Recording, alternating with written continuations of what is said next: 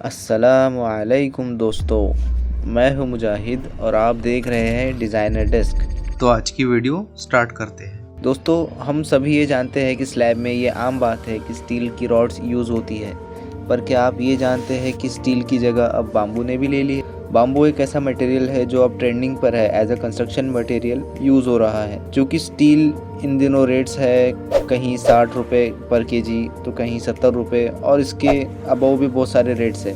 तो क्यों ना हम आज ये जाने कि अगर बाम्बू हमारे स्ट्रक्चर में यूज़ होता है तो क्या पॉसिबिलिटीज़ हो सकती है कि हम ये मटेरियल हम अपने स्ट्रक्चर में रोज़मर्रा यूज़ करें। तो चलिए शुरू करते हैं और हम कंपेयर करेंगे कि स्टील, एल्यूमिनियम, कॉपर, गोल्ड, अगर हम ये मटेरियल यूज़ करते हैं हमारे स्ट्रक्चर में तो क्या ये इकोनॉमिकल रहेगा या नहीं रहेगा, हम दोनों चीज़ देखेंगे। और आप अगर चैनल पर नए हैं तो हमें सब्सक्राइब करना ना भूलें।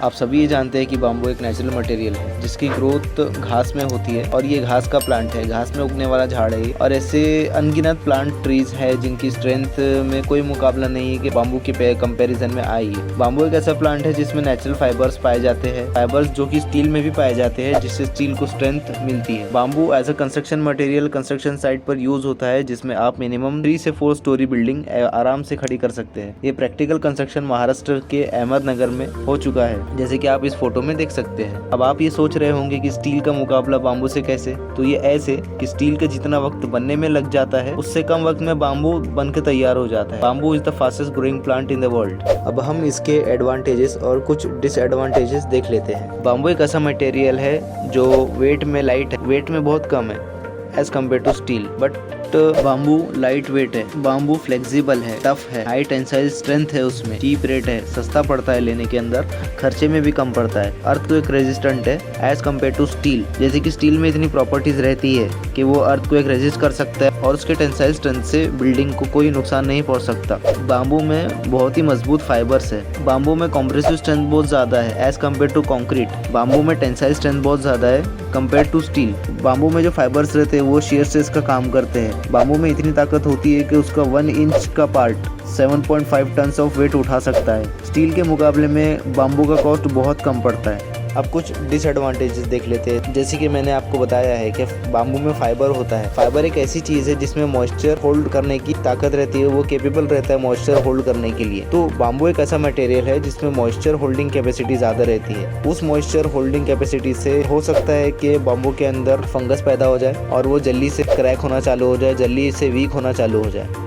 अब बाम्बू यूज तो बहुत ज़्यादा हो रहा है। महाराष्ट्र में भी अहमदनगर में एक घर है, बाम्बू से ही बन चुका है वो, पर वाइडली यूज क्यों नहीं हो रहा, इंजीनियर्स उसको पसंद क्यों नहीं करते। इसमें एक टेक्निकल रीजन है, वो ये है कि बाम्बू में 1/30 of capacity of high yield strength नहीं रहता जो कि स्टील में रहता है। इसलिए हम बाम्बू के प्रेफरेंस से ज़्यादा स्टील को प्रेफरेंस देते हैं कि उसको ज़्यादा यूज करते हैं और बाम्बू को नहीं करते।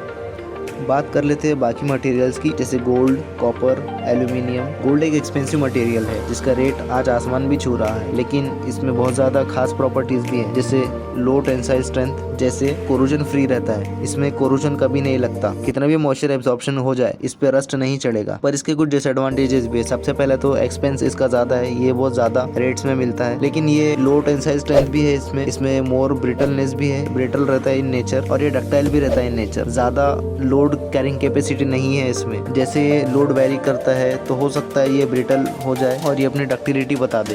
दूसरी बात करते हैं कॉपर की। कॉपर भी एक्सपेंसिव है, इसमें भी गोल्ड जैसी एंटी कोरोजन प्रॉपर्टी है, बट ये फ्लेक्सिबल है, इसमें फ्रिक्शन नहीं बन पाता क्योंकि इसकी लस्टरनेस की वजह से। लो लोड बेरिंग कैपेसिटी है। Aluminium widely used as a window frame, but as a construction material ये यूज नहीं हुआ, जैसे कि स्टील, ये स्टील की जगह नहीं ले सकता। स्टेनलेस स्टील भी बहुत ज्यादा एक्सपेंस में है, बट इसमें भी एज ऑलवेज वही प्रॉपर्टीज है जो गोल्ड और एल्यूमिनियम में पाई जाती है। एक्सपेंसिव तो है but as a construction material हम इसे यूज नहीं कर सकते। सबसे बेस्ट वही है कि हम स्टील ही यूज करें, चाहे वो 8 mm हो, 10 mm हो, 12 mm हो या 16 mm हो। वीडियो बनाने का मकसद यही था, आर्टिफिशियल मटेरियल और नेचुरल मटेरियल में हमें डिफरेंस पता चले। Bamboo as a natural material reliable है और हो सके तो नेचुरल ट्रीज का और नेचुरल एनवायरनमेंट का नुकसान होने से बचा सके। Steel as artificial material, as a manmade material, उसको ज्यादातर यूज करें ताकि हम नेचर को बचा सके। तो होप आप लोगों ने सब समझ लिया होगा कि बाम्बू और बाकी सब मटेरियल्स में gold, copper, aluminium, stainless steel में क्या फर्क है, क्या डिफरेंस है, कौन सा हमें लेना चाहिए और कौन सा वाइडली यूज करना चाहिए कंस्ट्रक्शन में।